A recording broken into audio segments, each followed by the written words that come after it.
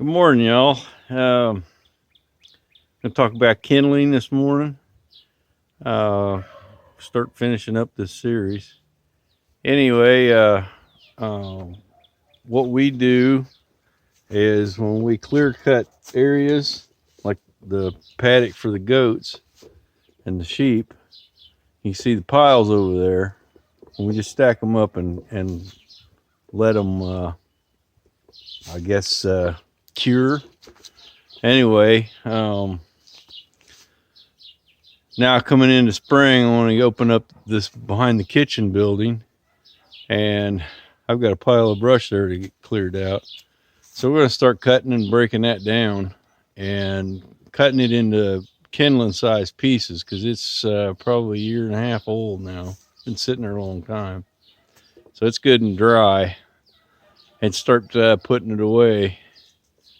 And I'll show you how I kind of store it for the house. But let's get going. This stuff's just laying around here, and it's let's see if I can do that without messing with it. You can see how it snaps. It's good and dry. Some of it, the bark's actually coming off of it. But when we clear cut that, I've got some stumps to still get out, but all the brush that came off of it looks like a mess right now, but we'll take a little bit of time and clean it up, and all this stuff's burnable. All this stuff's heat, so don't think you got a little piece of property it has all of this, and don't think you can't stay warm, because it's definitely worth it. So let's get to cutting.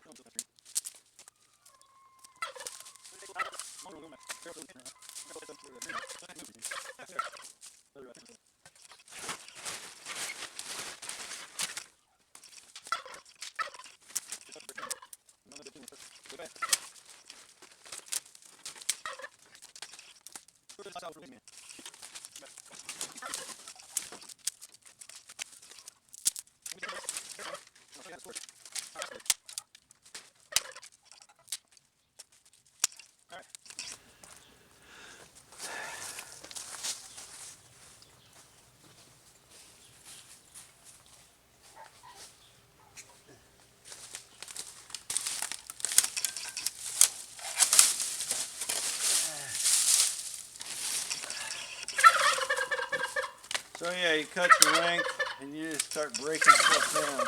See, there's another sapling right there coming up. You might have to cut out of this fence.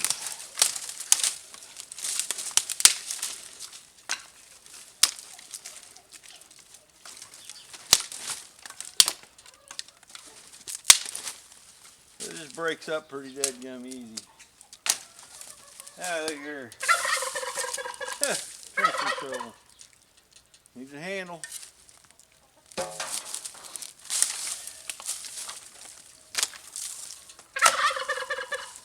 Hope we got a deal worked out with Aaron T. Scott. Trade some walnut and some maple for some hickory, so I can build some handles. If I get enough of it, I can build handles, and we can put that on the website. Which is almost done, by the way. that's pretty much it for kindling. We're just breaking down sticks. I'll get in here and rake this out. I see some glass I gotta move, some block, some old shelving.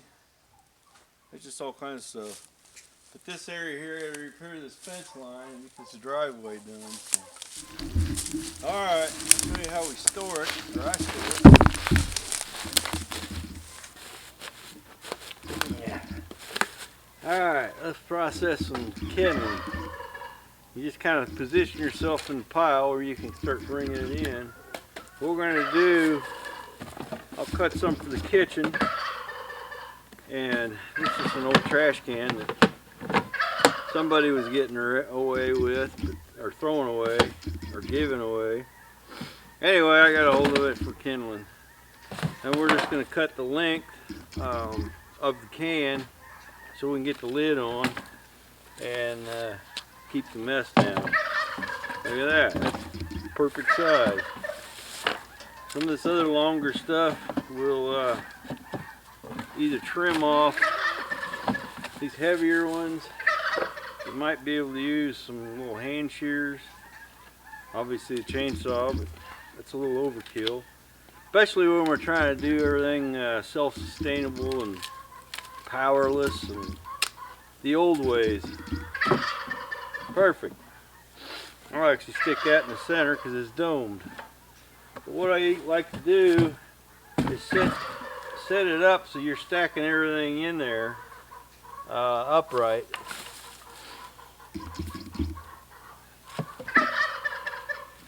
It's a little tedious, but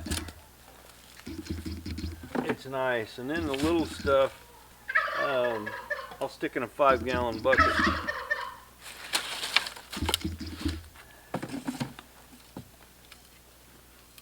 Like I said, most of this stuff will cut off or break off.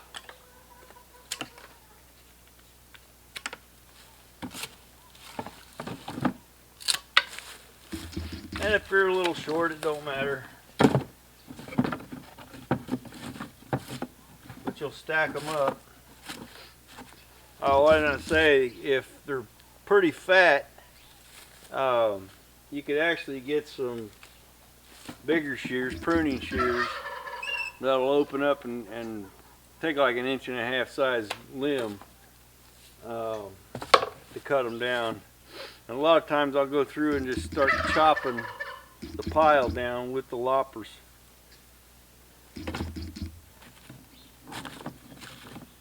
That works. I'm just going to do that one in half. But you just sit here and work your way through the pile. I'll probably use the bigger ones on that. Might be able to score it with these and then break it. Oh yeah. Perfect.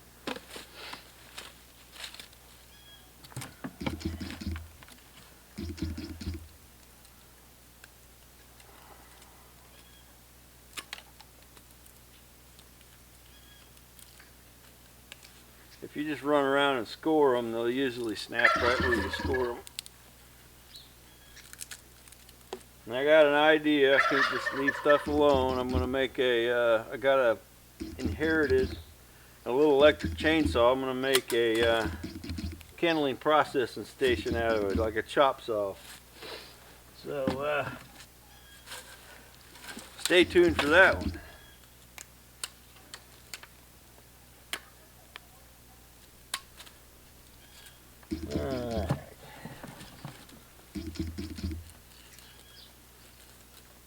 This little pile's been there a while. Kind of breaks off pretty easy.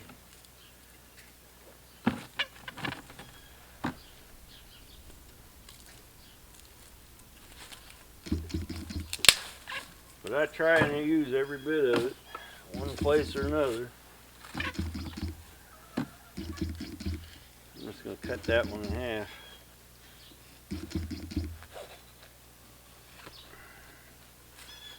Score it and break it.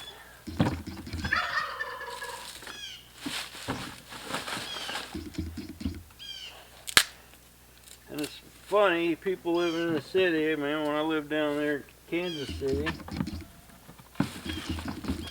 all the neighbors were scooping this stuff up and boxing it, putting it to trailers, whatever, hauling it down to a landfill.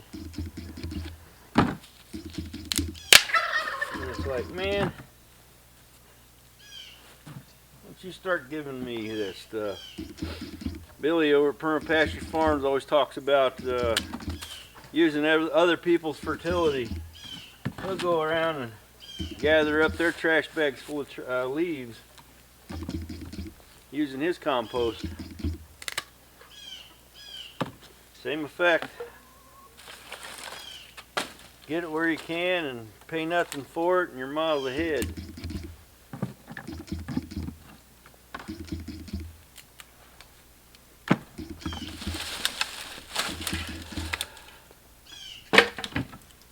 This whole pile over here is all going over the wood or the kitchen.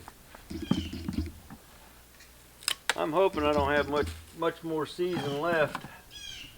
This is what, February 7th, 8th?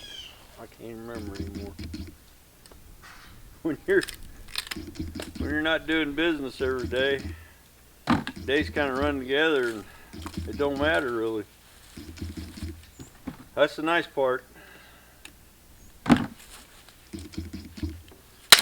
Yeah, there we go.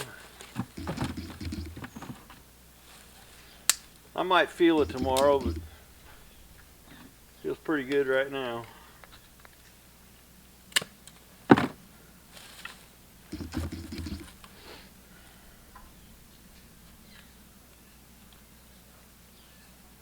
Oh, the other one I got. Oh, I may have to get some big ones for this. This one's still got to be a bit of resin in it. All right. No, what I was gonna say is this one's for the kitchen, and I got these with the locking handles. This is what I run down at the house, and it's the same thing. You just sit it on in, stack them length or height wise up and down, and actually these stack on top of each other, so you get a bunch processed up, you're set for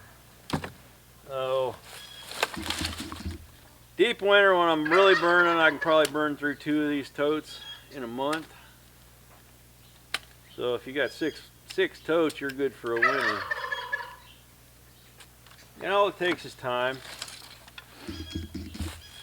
The more time you're able to spend on the homestead, the more you're able to get a bunch done. Getting ready for winter and all that. I'm getting ready to gear up for spring now.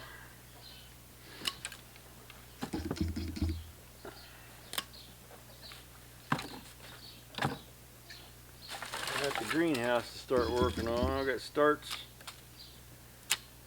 Oh,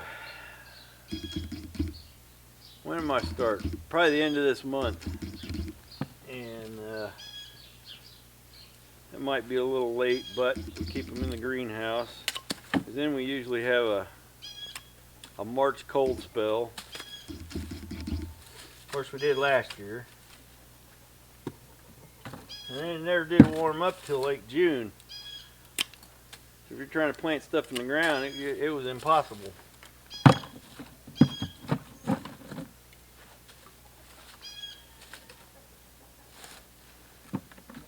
Now let me finish this up, and I'll show you how it stacks in there, and hopefully you can do some of the same. Just give you an idea of how we're doing it.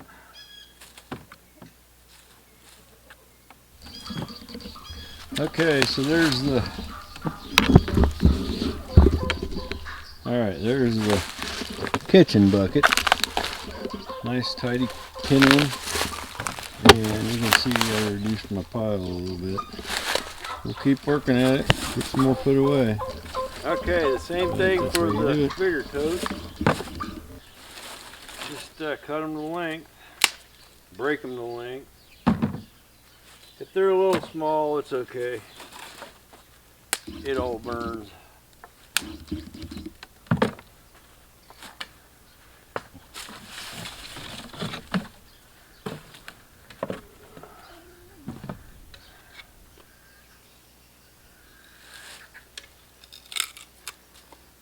What are you doing, Levi?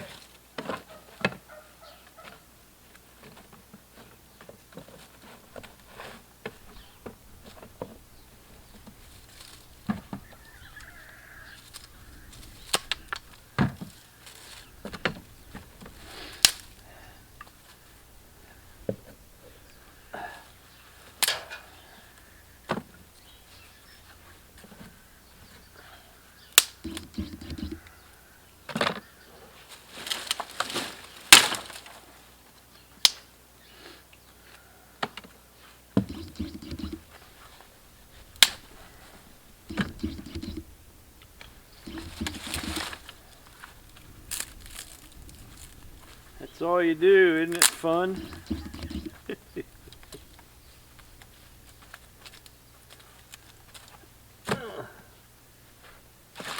I guess I could sit here and reminisce about stories.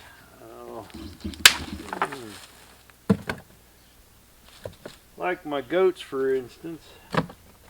I got exposure to goats when I was a kid. See, I was the oldest of four. And I'd go down and help my uncles. I call them my uncles. They were my great uncles. They were my mom's dad's brothers. And Uncle Howard and Uncle Harvey.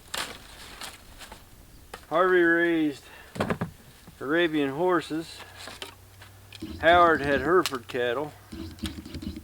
So I'd go down and help them on their farms, alternating between the years.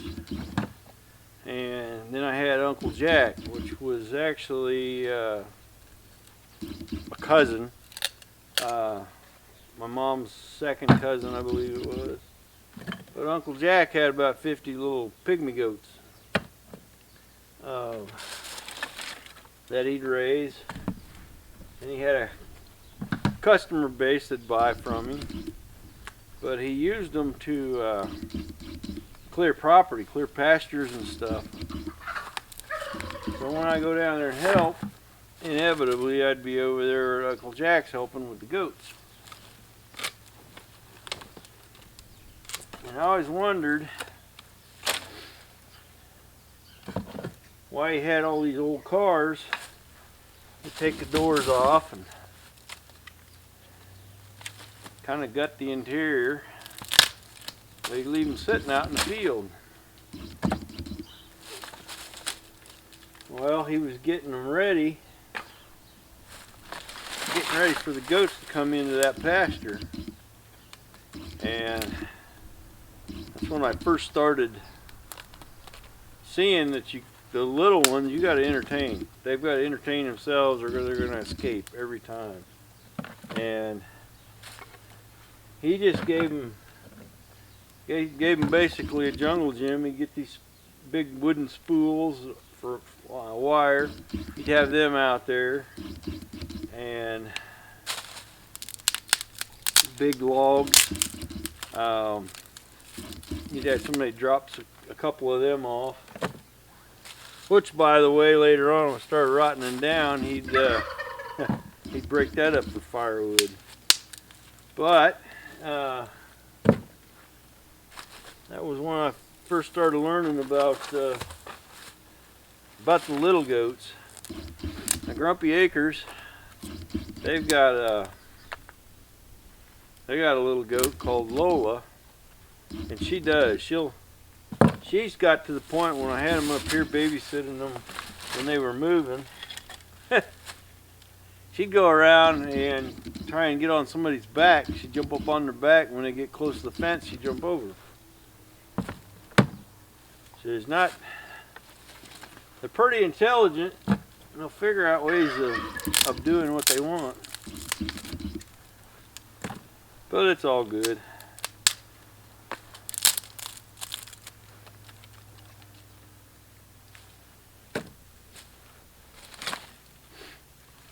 But I learned years ago, I think I was 13, 14. Uncle Howard told me one time that you got to get a piece of land, you got to buy some dirt somewhere. Because you'll never go hungry, and you'll always have a place when you got some dirt around you. So when Billy and Chris found this on Craigslist, asked me to be a part of it, I said, shoot, yeah, let's do it. I wasn't in a position financially, work-wise, to be able to have a place in Kansas City and be up here. So we just jumped ship and come on up. I haven't regretted it since. And it's kind of living up to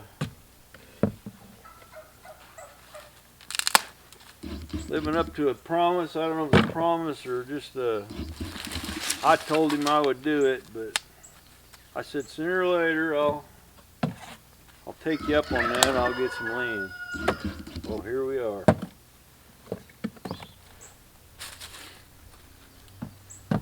Somewhere in the afternoon when I should be tired because of lunch, sitting at a job that I don't want to.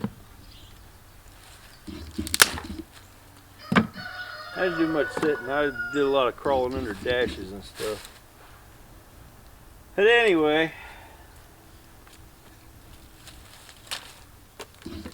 I like this better. It's on my schedule.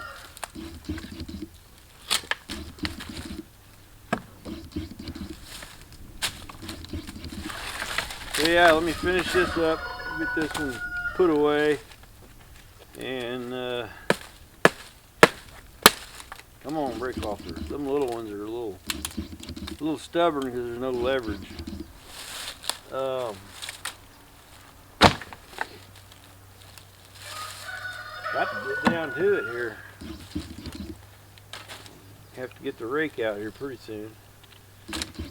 But if you like what we do, subscribe to the channel, hit that like button, share with your friends, and most of all, go out there and live that life done free. Thanks, guys.